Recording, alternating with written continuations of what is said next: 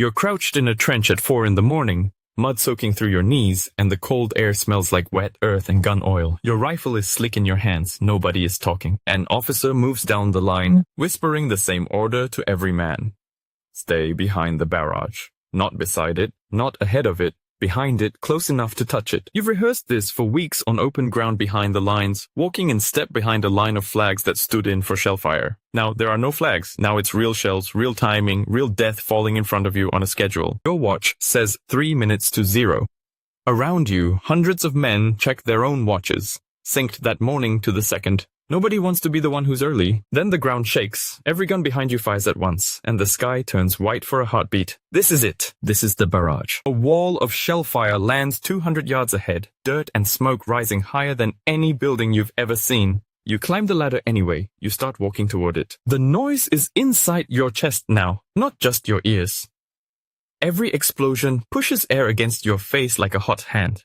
You keep walking because stopping means falling behind the line of shells protecting you. Somewhere behind you, an artillery officer is watching a clock, counting seconds, ordering the guns to lift their aim forward by exactly 100 yards every 3 minutes. If he's late, you get shredded by enemy machine guns. If he's early, you get shredded by your own shells. You've been told the barrage moves in a straight line, lifting forward on the tick of a stopwatch no matter what happens on the ground. It doesn't know if you've been slowed by wire or mud or a wounded man beside you. It just moves. That's the deal you made when you agreed to this plan. Trust the timing over your own instinct, even when every nerve in your body screams to stop, to duck, to run the other way. A shell lands short. Just 30 yards to your left, a burst of orange and black, and a man from your platoon simply isn't there anymore. You don't stop. You can't stop. You've heard the numbers whispered in training. Some units lose men to their own guns before they ever see a single enemy soldier. Nobody says it out loud on the day. You just walk. The ground under your boots used to be a field. Now it's craters stacked on craters filled with water and smoke, and you have to time your steps around them without losing the pace of the barrage ahead. Glance at the man beside you, and he's mouthing numbers under his breath. Counting seconds.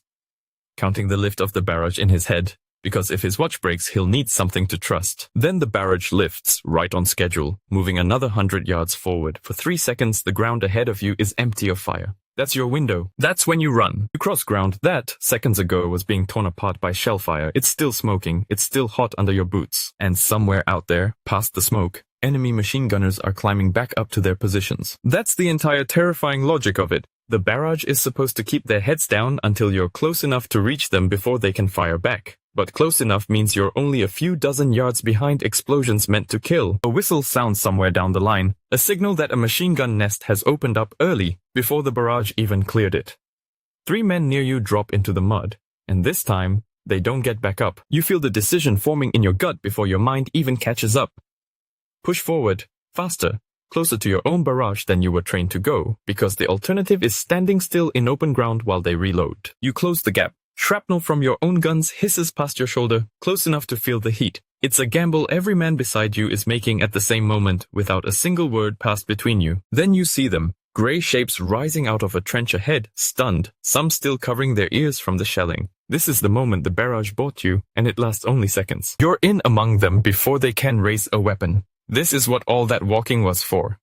Not the charge, not the glory, just 3 seconds of confusion you were trained for months to exploit. Behind you, the barrage keeps moving without pause, already tearing into the next line of enemy trenches, 100 yards further on. You don't get to celebrate, you have to catch up to it again. Only now do you notice your hands are shaking and your ears are ringing so loud you can barely hear the man shouting orders next to you. There's no time to process what just happened. The clock is already running for the next lift. You push on toward the second objective, and the ground here is worse.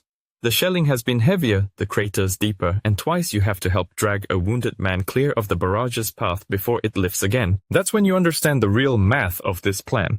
Every minute you're slowed down is a minute the barrage moves on without you, and every minute you rush ahead too fast is a minute you might die from your own artillery. There is no safe distance. There is only the distance you were given, and the discipline to hold it while the world explodes on both sides of that invisible line. By the time you reach the ridge's final slope, your legs feel like they belong to someone else. The barrage has moved so far ahead now that you can barely see where it's landing through the haze. You reach the crest, and for the first time since 0 hour, you can actually see the land beyond it. The enemy rear lines, the guns they never got to fire. The plan worked, at least here, at least for you. But you already know not everyone made it up this hill with you.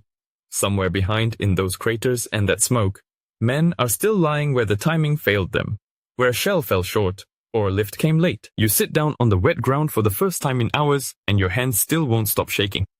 Somewhere down the line, a stretcher party is already moving through the wreckage, calling out names. This is what it actually took, not just courage, but trusting a stopwatch more than your own survival instinct over and over for every single one of those 100-yard lifts. This scenario is built on the real Battle of Vimy Ridge, April 9th, 1917, where 4 Canadian divisions attacked together for the first time. Walking behind a creeping barrage, timed almost to the exact plan you just lived through. Soldiers trained for weeks on taped-out replicas of the German trenches, learning to move at exactly 100 yards every 3 minutes, because officers had learned from earlier battles that falling behind the barrage got men killed just as fast as running into it. The attack succeeded where earlier assaults on the ridge had failed for years, but it still cost nearly 3,600 Canadian lives and over 7,000 more men wounded in less than a week of fighting. Some of those men were killed by the very shells meant to protect them, falling short by only a few dozen yards.